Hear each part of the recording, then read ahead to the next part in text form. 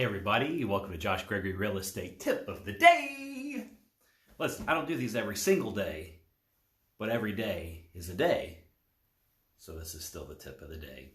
I did one about a week ago where it was a tip to sellers, and today I want to give a tip to buyers. And very similar to my tip to sellers, my tip to buyers, make it as simple as possible. If you want to win the bid on your property, think about it like a bid. Think about it like I'm either bidding against other people who might want to pay more than I do, or I'm bidding against the seller's expectations or fears in some way.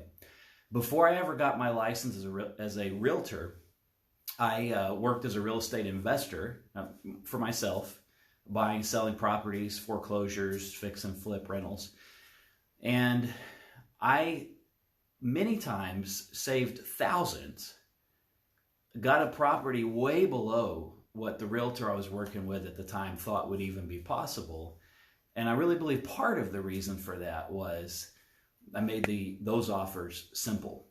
Now, on the flip side, I've lost out on properties because I made my offer too complicated. I made an offer on a property one time.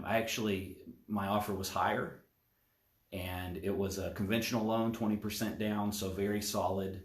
But I asked for the sellers to do some specific things. They ended up selling it at a lower price, and I'm assuming that buyer didn't ask for those things. It was about a 33-acre property with a house built in probably the late 60s, early 70s. This has been quite a few years now.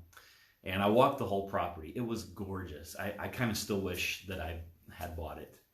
But got back to the back of the property, and I don't know if y'all been out in the country, in the South, maybe they do this in other parts of the country as well, but in Tennessee, Kentucky, Alabama, a lot of times you get out in the country, there's a creek, there's a ravine, the creek's at the bottom, and the people who live there for decades, they just dump all their junk. Refrigerators, old barn, tin roof stuff, old lumber, just dumped in the bottom. And I I grew up in the country. I grew up in the city. And so I was young. Even though I liked the property at the time, I think I took offense to that. And I was like, I want these sellers to clean up this mess. And I put that in the offer, that the sellers would remove. And there wasn't just, this property, it had a detached garage, an outbuilding, a separate barn, and it was all full of 50, 60 years of what I perceived as junk, farm clutter. And I put in there that basically they had to remove all the junk from the whole property, not just the house. That's why I lost the deal. Looking back on it, goodness, it's been about 8 years, 7, 8 years. That property would be worth at least twice as much, close to 3 times as much as it was. Incredible views, a house already on it. You could have built another house, could add a shared driveway, possibly could have divided off a lot from the front. And I was narrow-sighted and focused on what I didn't like. So that's a story of how not to be as a buyer if you really want the property. Now, it still worked out. I ended up buying another one that I still have. But I'll give you another story. There was another property that I made a cash offer. Maybe I shouldn't have, but I did it with no contingencies, no inspection, no financing. And it was thousands below purchase price or below the list price. Would I recommend my clients to buy a property without an inspection? No, I'm going to recommend my clients get an inspection now. But again, I was young. I had been in probably dozens, maybe 100 foreclosures and seen what they were like. And on this one, I spent about 3 hours crawling through the attic, crawling through the crawl space, walking around the house, walking on the roof. Am I a trained inspector? No. But I was able to find a few things I was concerned about and bought it. Saved thousands because of that. So that's this little bit of my own stories.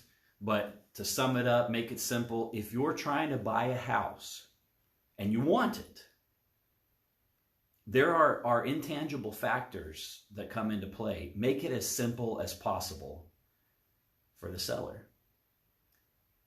Maybe don't ask for a home warranty. Maybe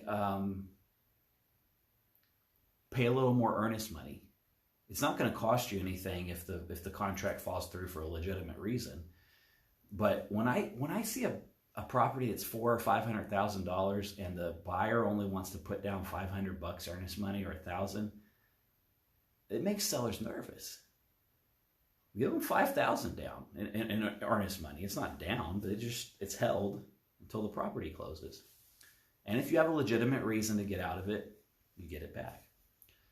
Make it simple on the seller. Give them a big chunk of earnest money. And you could even shorten a couple of the time periods if you want. But that's, talk to your realtor. If you're local, feel free to talk to me. Or even if you're not local, I'll be glad to give you my advice, opinion. So hope that's a help today.